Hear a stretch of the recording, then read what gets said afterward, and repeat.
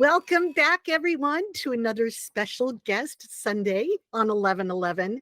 This is someone I've been so looking forward to having on because she changes lives and she makes people feel like the person they were always meant to be. But I don't want to give too much away, so I'm going to say, mystery guest, will you please tell us who you are and what you do? Thank you, Joy. My name is Dr. ZORA HANACKOVA,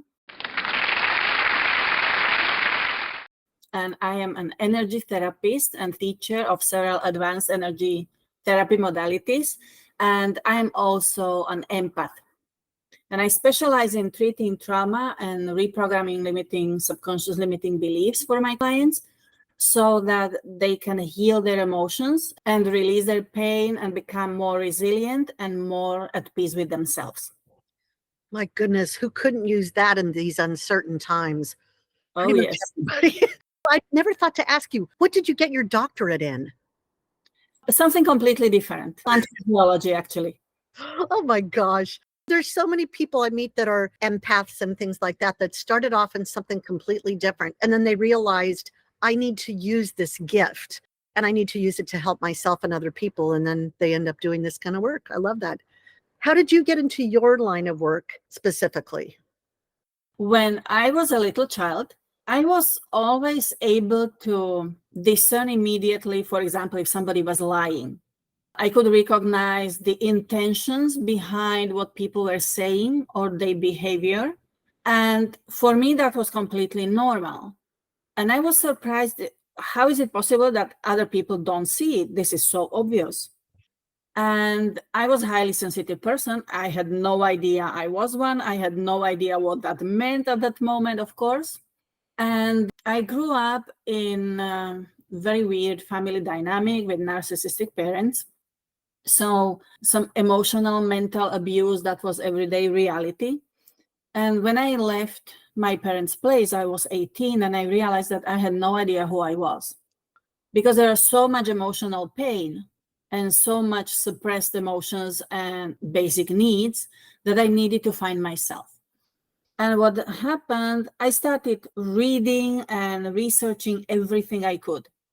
Somehow I got into yoga, somehow I got into Reiki and kinesiology, many other things, and each of them moved me one step further and helped me in some way.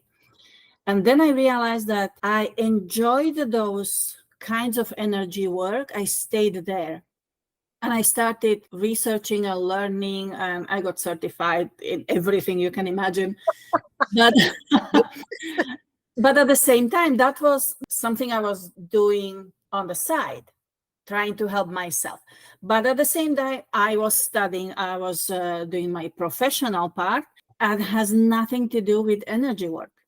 I ended up working in science and energy work. At that time, it was quite advanced level already, but that was a hobby. That was fun. That was easy. And I did it for my friends, for myself. I could never imagine that I would do that professionally because I had these weird beliefs that you have to work hard to deserve the money and you have to suffer for it. And energy work was just easy. It was flow, it was fun, it was happiness.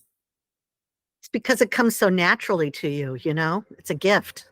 It is one thing, but the other part was that I had so many limiting beliefs from my childhood that you couldn't imagine. But what happened was that gradually I was working so hard in science, so many hours that I got into burnout. And then I was doing energy work, and I had people around me doing energy work. And thanks to that, I got out of that burnout. And I received a big, fancy fellowship from Brussels, from European Union. And I went to a very famous, prestigious research center in England. And there I found a shiatsu college. And I was looking for people doing energy work. I specifically chose to showcase you at the end of our week on the topic of confidence which I think surprised you. But it's because of your work with empaths and highly sensitive people. Those intuitive qualities are often misinterpreted as timidness or a lack of confidence. But can you shed some light on the nature and power of sensitive people? What happens with highly sensitive people, I just realized that I would not call them highly sensitive. I would call them, or us, highly perceptive. That's fantastic. I love that. And I will tell you why. Because we tend to give meaning to words. We say highly sensitive, we mean highly emotional. Somehow, most of the people believe that if you are highly sensitive, that means you are weak, you are a crybaby, you are always complaining about something. That is not the case. What happens is it's biological. It's how your nervous system is wired. And there are about 20% of people that are highly sensitive.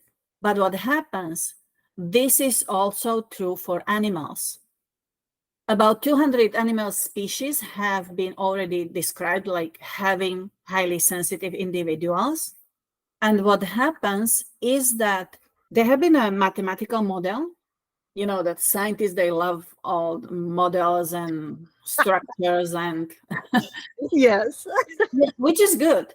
Right. And what happens is that you have a mathematical model for societies, how a society can survive and thrive as well. And we are talking about animal groups, herds, or also human society. In animals, what happens is that you need individuals that will go forward, explore new opportunities, explore new territories. Yeah, like scouts. Yes. And then you need the other ones that are saying, hey, don't go there because it can be dangerous. I will stay here and see what will happen. Watch for that, watch for this. And the mathematical model proves that the society, to be able to thrive and survive and go forward, needs about 80% of those explorer types, animals, people, whatever, and 20% of those careful ones, the ones that perceive much more. Because what happens with highly sensitive people or animals, the nervous system is wired, it's fine-tuned to perceive much more. Where a highly sensitive person perceives like 10 different things, a person who is not highly sensitive would say like, that's the same thing. What are you talking about? Imagine a musician who can hear like, this is out of tune. But if you don't have the trained ear, that's the same thing for me. That's a perfect way to put it. That makes so much sense. Our society until now was very masculine, very explorer oriented. So the highly sensitive people who are only 20%, surprise, surprise, no, the same model, 80-20, were basically a minority. And the nature of highly sensitive people is to be more quiet, more silent, more contemplative, because they need a time for themselves. The reason is they're receiving many, many, many more inputs. So the nervous system gets overloaded much faster. And at the same time, they perceive it, they have much stronger reactions. So we need that time off. When somebody goes, like, imagine Sunday afternoon, the whole families go to shopping mall. I would never go there, to a crowded place. That's a highly sensitive person nightmare. Is there a correlation between being highly sensitive and being introverted or extroverted?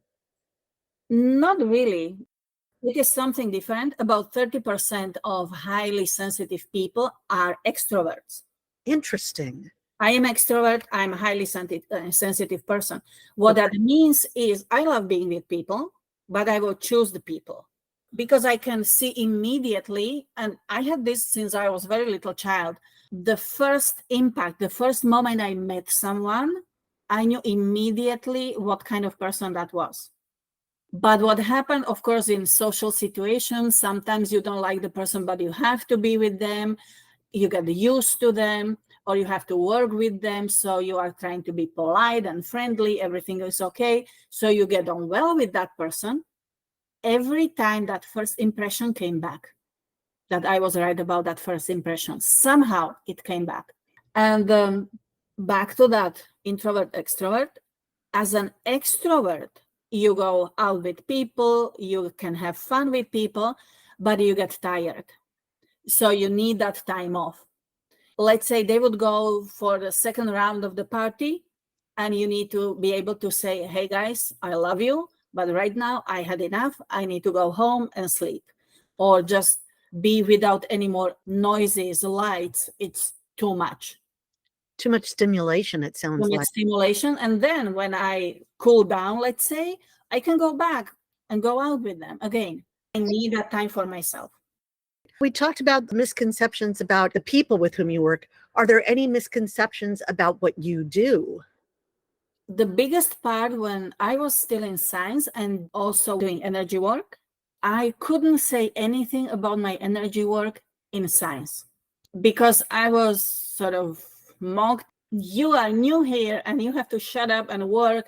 Then later you can maybe move your energies around. But they didn't know what to make of it. They probably didn't understand what you did. It is one thing, but I naively thought the scientists should be open-minded. And I have seen so closed-minded and stubborn and rigid people in science, you wouldn't believe. As a scientist, if you are open-minded, you can see, hey, I don't understand what you are talking about. Maybe I can see it. Maybe I can learn something. And we are not talking about new things. We are talking about 5,000 years of Chinese medicine or any Oriental medicine. We are talking about 100 years of physics as a science. We are talking Einstein, it was 20s, 1920s, 100 years ago, and still some parts of science can't get it, can't accept it. But now, for example, the last 20 years are much more open, especially with Stephen Porges' polyvagal theory. That is the first time when science actually accepts that emotions and mental stress has direct effect on physical body. And for science, it was like, wow, this is fantastic. It's so new. This is a new paradigm. And the Shiatsu teacher says, oh, thanks for catching up. We have been doing this for 5,000 years. Well, I'm curious, what sort of results can people expect when they work with you? I mostly work with people who have trauma, and most of my clients are highly sensitive, but not all of them. And what they can expect is clear those traumas, let them go completely, heal those emotions, and feel at home, feel happy with yourself, with who you are, and at peace with yourself. That's like somebody who's never walked their whole life and suddenly they can walk and run and skip and dance. I just want to shout it from the rooftops. I can't imagine. That's amazing.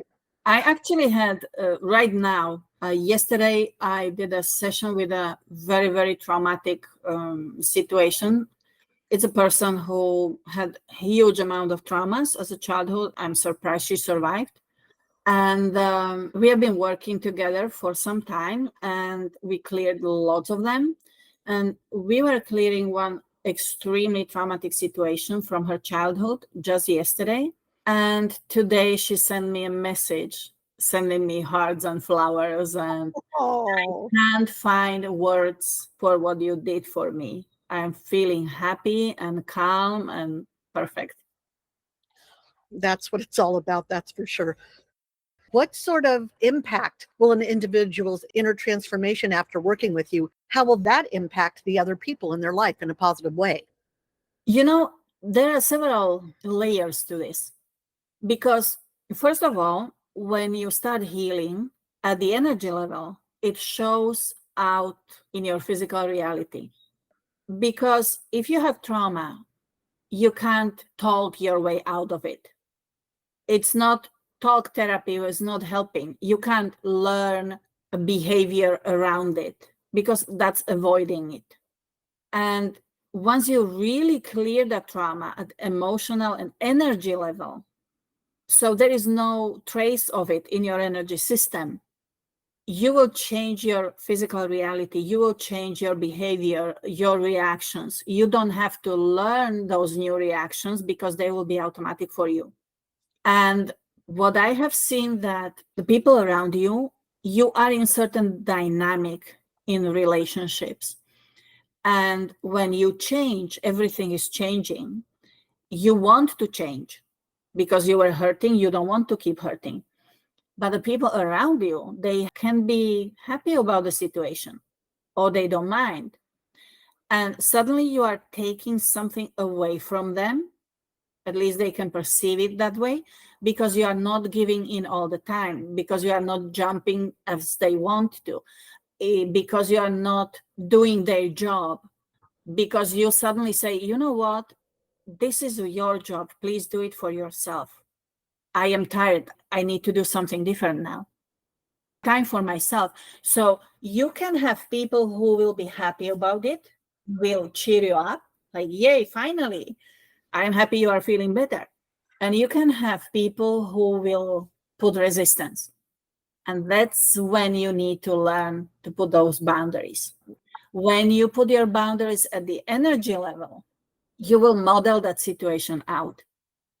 And that's the point of it. And that's the point of energy work. Because if you are working with energy, it's much easier to change the physical reality, which is not a reality, it's just the mirror. We can talk about it another hour, but that's not the point. Well, I think you probably answered this, but I'll ask it directly. What would you say is the most rewarding aspect of your work? Seeing people change and getting happy.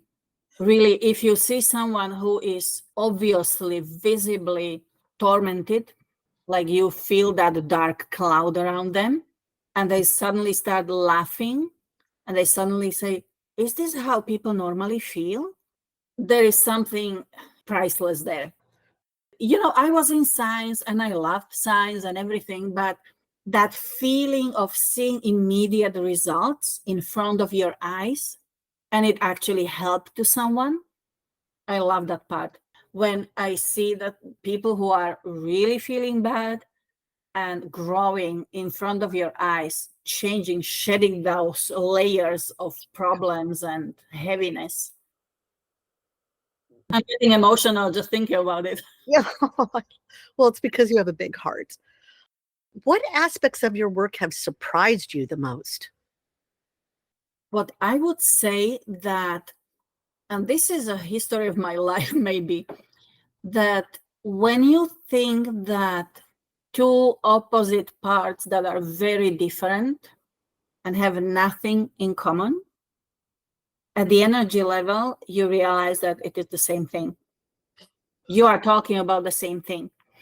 For example, when I was in science and doing energy work, and I was always thinking how to put these two things together, because I am a scientist, I am also the energy therapist, so I can't just say I am only this or only that. I was looking for a way to put them together. And people from both sides would say, no, forget the other part, forget those other ones, the bad ones. Like, no, there is no bad ones. How to work together. The same thing. If you are saying about this is a official allopathic medicine, and then you have complementary medicine, or what is the other word people use? Alternative. Alternative, yes. It's not alternative, because alternative would mean this or that.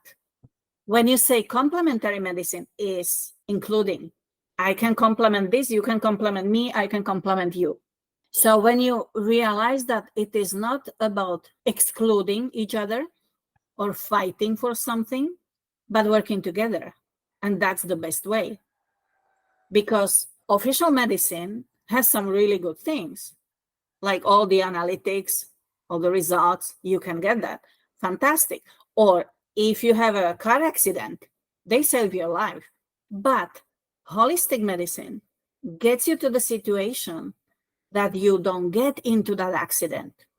you don't need that surgery. It's something very, very different. You know that in ancient China, a Chinese doctor was being paid while the family was healthy because he was keeping them healthy. That was his job. Makes sense to me. If somebody got sick, that means that he was not doing his job properly. Now it is upside down. And you know, these polarities, I was very often in the situation that I had two seemingly opposite points of view, and I was thinking how to put them together. Every time I worked it out, it came out that it is the same thing from the opposite point of view, but it is still the same thing. We are all energy. Everything is energy. That's brilliant. Here's a question that's not as fun. What has been your biggest challenge as an entrepreneur who works in the realm of energy? So as a business person. For me, it was exactly that business part, because for a long time, I was a scientist. For a long time, I was an energy therapist, but I was never seeing myself as a business owner. And back when I was starting with therapies, let's say professionally, when I left science, I felt like I am really good at what I'm doing in therapies. But that business and marketing part, if I had someone who would do the marketing for me, I could focus on my work. I was seeing that that's not my work. I don't want to do that. I just want to do my therapies. I realized that it is a part of it because people need what I can do. And then somehow they need to learn about what I do. If I want to help them, they need to know that I can help them.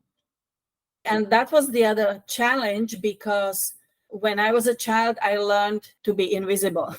Now I am teaching other people how to be visible and still feel safe. There is one thing I want to talk about, and it is about trauma. I started working with energy and trying to clear traumas because of my own traumas. Usually you attract what you need, no? But I realized that I had clients who were getting like miracles results, really like 1 or 2 sessions and the trauma was gone. And when I was not getting these fantastic results, I started feeling like I'm not good enough in this because they needed 3 sessions instead of 1. But it was like, okay, just calm down. When I realized that some people were relapsing, we cleared the trauma, and they have several traumas. We cleared those. But every time I worked on one of them, that was getting better. The other one got worse. So when I went back to that one, the first one got worse. Like there's some kind of connection and what's going on, and I just couldn't find out what was going on. And I wanted to help that person. And I realized that there are 2 aspects of healing trauma. One is what a layman would understand as a trauma, all that pain, shock, hurt, grief, whatever a specific trauma is about. And you can clear that with energy work quite fast. But once you clear this, there is a second part. And that's what a person learned about the world, themselves, people during that traumatic event. And those are the limiting beliefs. And it can be like, I am not safe.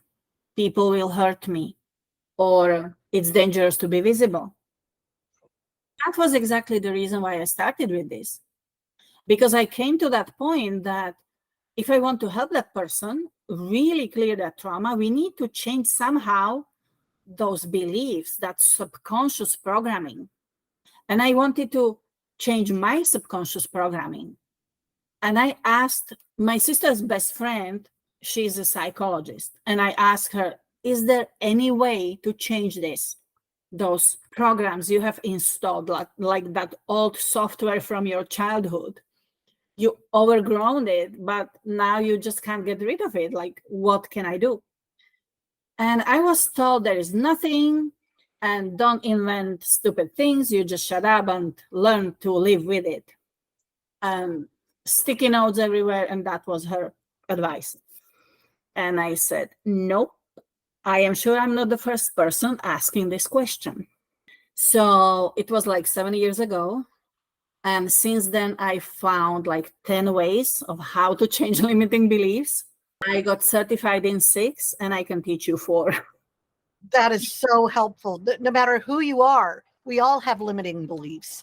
And to know that there's somewhere we can go to not just face up to them, but to actually work through them and shed them. What a gift. Imagine literally changing the software, uninstalling the old one that is corrupting your computer, installing a new one that is fresh, that is empowering, that is what you want. And you can do that. That's incredible. Thank you. Thank you for bringing all that up. What is something you can share about yourself that might surprise people? Did you know that I do bobbing lace? No. And I love it. That's fantastic. Oh my gosh. That answer just made my day, Zora. I love this kind of things, embroidery and knitting and crochet. I just love them. Well, and it's so relaxing, isn't it? And so beautiful, and you get to be patient but meticulous. I can see that you'd be really good at that, actually. And you know what is the best in bobbing lace? Of course, it's beautiful when you do it, and not just the lace you put around the tablecloth or, the same thing. I was actually doing pictures. Oh, yeah. Beautiful. And my teacher back in Catalonia, that is when I learned it, she used to do jewelry with actual silver and gold threads that somebody made from her. How do you call the person who has a jewelry or who creates jewelry? A jeweler? Yes. Designer? I don't know.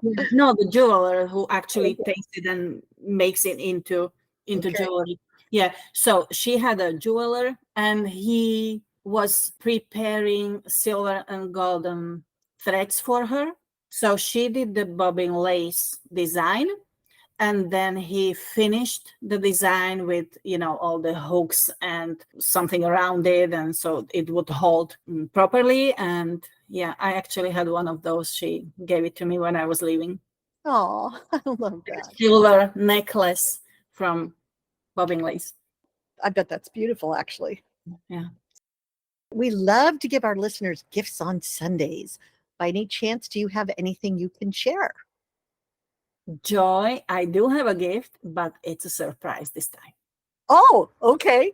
Well, I look forward to finding out what it is. And once we find out, we will share it with everyone else. Perfect. Thank you. Zora, what are you looking forward to next? Many things.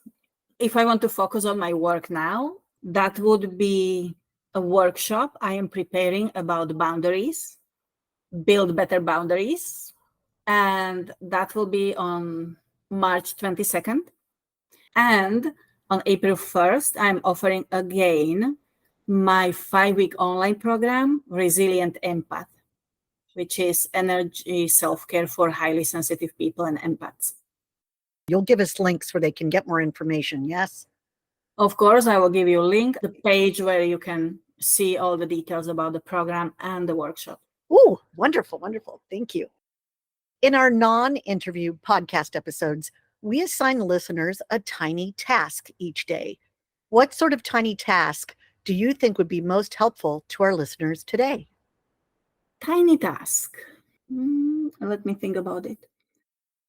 I will tell you what, Joy. I have this beautiful blue stone. I think it's aquamarine. And this is my gratitude stone. And the idea is every day before going to bed, think about 3 things you are grateful for that day, but try not to repeat them from the day before. Like every day, it should be something new. The idea of the stone is that you can have any kind of stone. It can be some nice crystal, or it can be a stone you found on the beach or a river or in your garden. Doesn't matter. Nice stone you connect with, and have that stone somewhere in your pocket, in your purse, on your desk, in your office, doesn't matter. But that's a gratitude stone.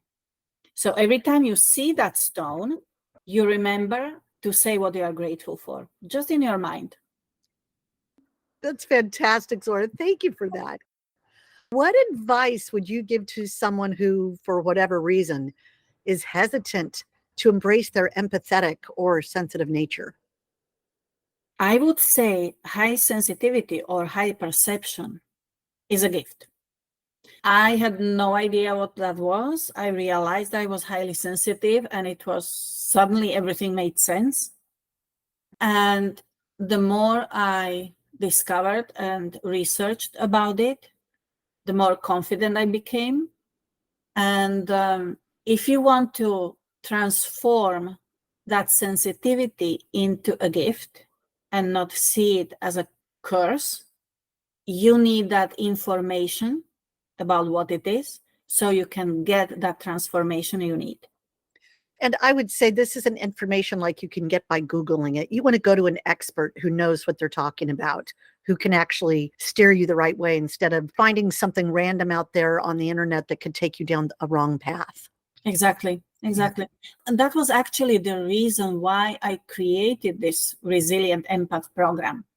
And the participants of the program had some fantastic results and transformations. And literally, one of them told me, like 3 days into the 5-week program, that even if she only had the first module, I changed her life forever. Oh my gosh.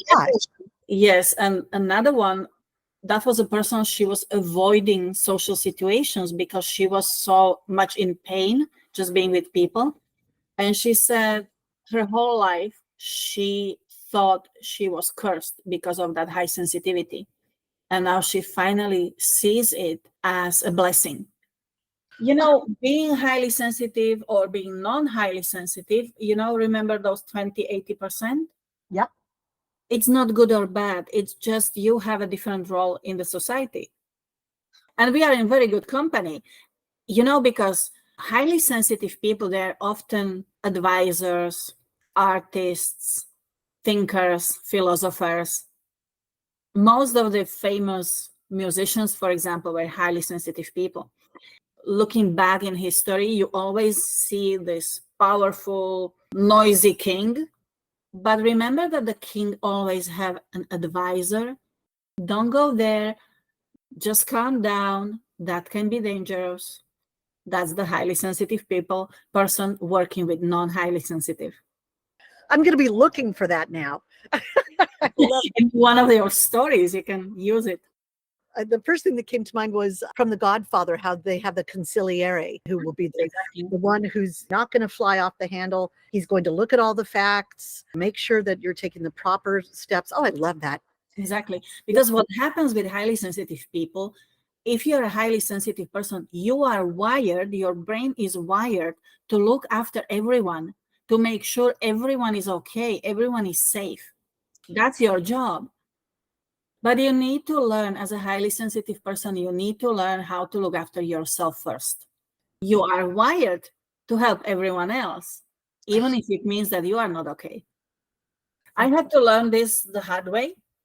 But what happens now, that if I am okay at the energy level and all levels, if I am really feeling myself, being centered, that's when I can help my clients better. And that's when also my business is growing and flourishing, because I am in flow, so everything around me is in flow. That's a perfect way of putting it. Yeah. And with that, I will ask you, do you have any last thoughts? Yes.